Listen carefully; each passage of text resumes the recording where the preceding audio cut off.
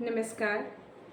आज मैं जानकारी साझा करूंगी कि ऊपरी आहार बच्चों के लिए क्यों महत्वपूर्ण है। इसकी जो जानकारी है वो सही होनी चाहिए। अगर वो जानकारी की कमी होती है तो जो बच्चे का विकास है वो अवरुद्ध हो जाता है। मतलब ये वो सीमा है जहाँ से ब्रेस्ट फीडिंग को छोड़कर ऊपरी आहार पे शिफ्ट होना होता है। तो इसीलिए इसमें जानकारी होना ज़रूरी है कि बच्चे को कैलोरी कितनी मिलनी चाहिए कि ऊपरी आहार से पूरी हो जाए। जैसे जैसे बच्चे का उम्र बढ़ता है वैसे वैसे उसको कैलोरी का रिक्वायरमेंट बढ़ जाता है। अब वो कैलोरी का रिक्वायरमेंट कैसे करना है पूरा, तो ऊपरी आहार। तो ऊपरी आहार उम्र के अनुसार कितनी होनी चाहिए ये बहुत इम्पॉर्टेंट है, क्योंकि इसकी जानकारी ना होने के कारण माँ कभी बच्चे को जो खाना जितना मिलना चाहिए उतना नहीं मिलता है। बच्चे को कुछ भी खिला दिया, थोड़ा सा खिला दिया। बहुत लोगों में अभी तक भ्रांति है, खासकर जो फ्रंट लाइन वर्कर्स हैं, या कि बच्चे के जो ऊपरी आहार स्टार्ट करना है दाल के पानी से। तो दाल के पानी से तो दाल ना जाकर सिर्फ पानी जाना होता है। तो इसीलिए जानकारी ये होनी चाहिए कि उनका आहार भरपूर होना चाहिए। जो हम बैलेंस डाइट की बात करते हैं बड़े लोगों के भोजन के लिए, वही बैलेंस डाइट बच्चों के लिए भी होनी चाहिए। इसके लिए जो बच्चों को आईसीडीएस प्रोग्राम के अंतर्गत जो ऊपरी आहार की जानकारी के लिए जो उनको टेक होम राशन दिया जाता है, जिसे सप्लीमेंट्री न्यूट्रिशन कहते हैं। कम्प्लीमेंट्री न्यूट्रिशन जो घर में बच्चे को दिया जाना है, बच्चे की जो आवश्यकता है उसको पूरा करने के लिए। तो बच्चे को घर के खाने के अलावा जो आईसीडीएस प्रोग्राम के अंतर्गत जो ऊपरी आहार दिया जाता है, कम्प्लीमेंट्री न्यूट्रिशन डे के लिए जो कैलोरी दी जाती है, उसको भी खिलाना है। तो उसमें विविधता होनी चाहिए। विविधता में क्या, सीरियल्स जिसे अनाज कहते हैं, अनाज में महत्वपूर्ण है कि मोटे अनाज से शुरू की जाए तो वो ज़्यादा अच्छा है, क्योंकि ये माइक्रो न्यूट्रिएंट भरपूर होते हैं। तो इसीलिए मोटे अनाज से शुरू कर सकते हैं। मेनली जो हम लोगों के खाने में क्या होता है, चावल या गेहूँ, मक्का, जो भी बाजरा होता है उससे वो होनी चाहिए। दूसरा दलहन, यानी कि जो दाल है, डिफरेंट तरह के दाल होते हैं वो होनी चाहिए। उसके अलावा सब्जियाँ, सब्जियाँ में पत्तेदार सब्जियाँ भी हो सकती हैं, हरी सब्जियाँ हो सकती हैं। पीले रंग के फल, पीले रंग के फल जो विटामिन ए युक्त होते हैं, भरपूर होते हैं विटामिन ए से, जैसे कि पपीता, केला, आम, जो गाजर, इसकी उसमें होनी चाहिए मात्रा। तो अब है कि बच्चे तो इस समय मसले हुए खाना खाते हैं, यानी कि एकदम पीसे हुए होने चाहिए। तो दाल, चावल, सब्जियों को एक साथ मिलाकर खिचड़ी बनाकर बच्चे को खिला सकते हैं, या दलिया बना सकते हैं, हलवा बना सकते हैं, जो सूजी के हलवा हो सकते हैं।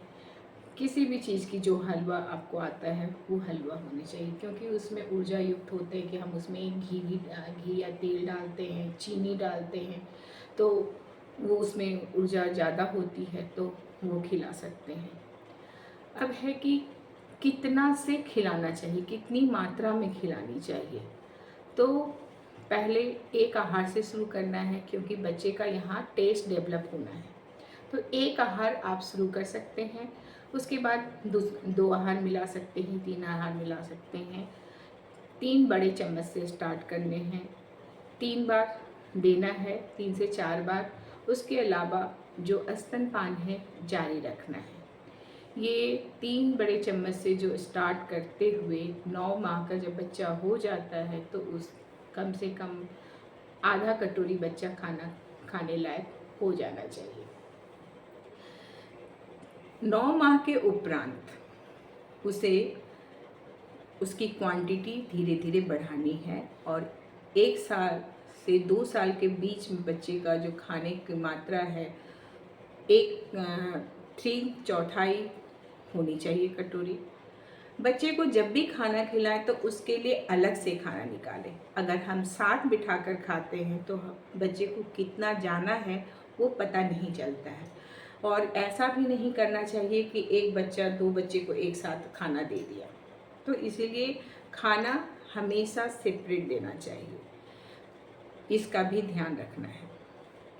साफ सफाई, साफ सफाई बहुत इम्पॉर्टेंट है। अगर इस समय जो बच्चे 6 माह से 1 साल के बच्चे होते हैं उसमें साफ सफाई न होने की वजह से ही बच्चा जो है डायरिया बच्चे में होते हैं या रेस्पिरेटरी प्रॉब्लम्स होते हैं, इन्फेक्शन के चांसेस होते हैं। तो इस समय साफ़ सफाई के रखना बहुत ज़रूरी है कि बच्चा ज़मीन पर ना खेले। अगर बच्चा ज़मीन पर खेल रहा है तो वहाँ चटाई बिछा दे। बच्चा कोई भी चीज़ अपने मुंह में उठा कर ले रहा है तो ध्यान रखे कि वो अपने मुंह में ना ले। तो इस समय बच्चे का स्वच्छता के साथ साथ उचित देखभाल भी बहुत ज़रूरी है। इसमें एकदम निगरानी में बच्चे को रखना है, तो ये बहुत इम्पॉर्टेंट है। तो ऊपरी आहार के साथ साथ क्या क्या इम्पॉर्टेंट है? ऊपरी आहार अगर विविधता है तो विविधता होनी चाहिए, मात्रा होनी चाहिए। अब तीसरी बात होती है कंसिस्टेंसी।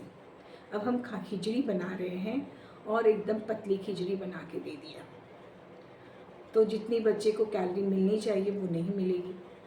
तो यहाँ कंसिस्टेंसी ऐसी होनी चाहिए कि अगर चम्मच में आप ले रहे हैं और उसको नीचे गिरा रहे हैं तो धीरे से जाए, या प्लेट में आप टेस्ट कर सकते हैं कि कंसिस्टेंसी आपकी कैसी है खाना की।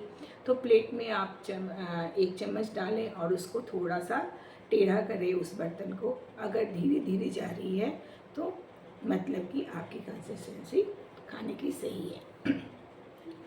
तो 3 बातें क्या क्या हुई? एक उसकी मात्रा, दूसरी कंसिस्टेंसी, तीसरी फ्रीक्वेंसी। फ्रीक्वेंसी के साथ साथ 2 साल तक बच्चे को सिर्फ और सिर्फ जो स्तनपान कराए जा रहे हैं उनके साथ साथ ऊपरी आहार जरूर रखें, या ऊपरी आहार स्टार्ट करें तो स्तनपान जारी रखना है। इन बातों का ध्यान देना है। अब ऊपरी आहार के साथ और किन बातों का ध्यान देना?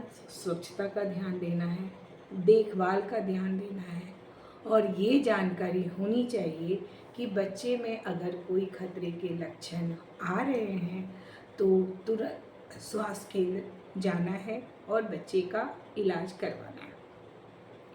अब है कि खतरे के लक्षण हैं क्या, कैसे इसकी पहचान होगी? अगर बॉडी का टेम्परेचर नॉर्मल से ज़्यादा है या बॉडी का टेम्परेचर नॉर्मल से कम हो रहा है, दोनों खतरे के लक्षण हैं। ऐसे लक्षण हो तो तुरंत स्वास्थ्य केंद्र जाना है। दूसरा खतरे का लक्षण है पीलिया। अगर बच्चे के आँख पीले हो रहे हैं, चेहरा पीला हो रहा है, जॉन्डिस के लक्षण हैं, बच्चा दूध नहीं पी रहा है, खाना नहीं खा रहा है, तो उसे नज़दीकी स्वास्थ्य केंद्र में लेकर जाना है। जो आपकी सहायता के लिए आपके आसपास सहिया है, आशा वर्कर हैं, उनके साथ या सेविका है उनके साथ जा सकते हैं, या परिवार के अन्य सदस्य जिनको जानकारी है उनके साथ स्वास्थ्य केंद्र आप जा सकते हैं। खतरे के लक्षण में और क्या है? सांस का तेज चलना। अब कैसे पहचानेंगे कि आपके बच्चे को सांस तेज चल रही है? अगर बच्चा सांस ले रहा है तो एक आवाज़ आ रही है। अगर बच्चा सांस लेने में उसको डिफ़िकल्टी होती तो नाक फूलने लगते हैं, ये लक्षण हो तो ये भी खतरे के लक्षण हैं। अगर बच्चे को सर्दी खांसी जुकाम हो रहा है तो स्वास्थ्य केंद्र में लेके जाना है। ये ना कि कहीं से कफ सिरप लेके आए और बच्चे को पिला देना। बिना डॉक्टरी सलाह के बच्चे को कोई भी दवा नहीं देना है। सांस की प्रॉब्लम हुई, डायरिया, अगर डायरिया के लक्षण हैं यानी बच्चे को 4-5 बार से ज़्यादा पानी वाला लैट्रिन हो रहा है, या जो लैट्रिन हो रहा है उसमें महक आ रही है, इस कंडीशन में अगर बच्चा सुस्त पड़ गया है, पड़ रहा है, कोई भी रिस्पॉन्ड, आप वो आवाज़ दे रहे हैं, बच्चा रिस्पॉन्ड नहीं कर रहा है, तो ये खतरे के लक्षण हैं। और डायरिया में बच्चे को तुरंत स्वास्थ्य केंद्र ले जाना बहुत ज़रूरी है, इससे मृत्यु की संभावना बहुत बढ़ जाती है। तो डायरिया के लक्षण हो तो भी बच्चे को स्वास्थ्य केंद्र ले जाना है। अगर कोई बहुत स्किन इन्फेक्शन हो रहा है, मतलब कोई भी आपको नॉर्मल से हट के बच्चे में चेंजेस आ रहे हैं, तो आपको स्वास्थ्य केंद्र। अब बच्चे में अगर चेंज आ रहे हैं, इसकी जानकारी कैसे होगी? तो अगर आप बच्चे का सही उचित देखभाल कर रहे हैं, तो यहाँ पे उचित देखभाल भी करनी जो है वो इम्पॉर्टेंट है बच्चे के स्वास्थ्य के लिए, बच्चे के विकास के लिए, शारीरिक और मानसिक विकास के लिए बहुत ज़रूरी है। कि आप बच्चे को सिर्फ खाना दे रहे हैं और केयर नहीं कर रहे हैं, तो इससे भी बच्चे का शारीरिक विकास और मानसिक विकास दोनों अवरुद्ध हो जाते हैं। तो बच्चे के देख रेख से, बच्चे से के साथ खेलने से, बच्चे के साथ एक कांटेक्ट रखने से, इससे बच्चे का मानसिक विकास भी अच्छा होता है। आप देखते होंगे जिस परिवार में बच्चे का देख रेख सारे परिवार के लोग मिल के करते हैं, उससे बातें करते हैं, उससे खेलते हैं, तो वो बच्चा बहुत जल्दी ग्रो करता है। उसका शारीरिक विकास के साथ साथ मानसिक विकास, वो बुद्धि में भी तेज होता है। तो ये बात ध्यान रखें कि बच्चे का जो 2 साल तक के जो बच्चे हैं उसकी देख रेख सही ढंग से करने की बहुत ज़रूरत होती है। तो देख रेख और स्वच्छता में अपनी स्वच्छता के साथ साथ बच्चे की भी स्वच्छता रखना बहुत ज़रूरी है। तो ये थी जानकारी ऊपरी आहार के साथ साथ क्या ज़रूरी है कि बच्चे का शारीरिक और मानसिक विकास सही ढंग से हो और बच्चा स्वस्थ नागरिक बने। यानी कि स्वस्थ अगर बच्चा रहेगा तो वही स्वस्थ युवा बनेगा, और अगर स्वस्थ युवा है तो फिर वो एक स्वस्थ परिवार के साथ साथ स्वस्थ समाज की भी संरचना करेगा। तो ये थी बातें बच्चे की देखभाल और ऊपरी आहार के बारे में। धन्यवाद।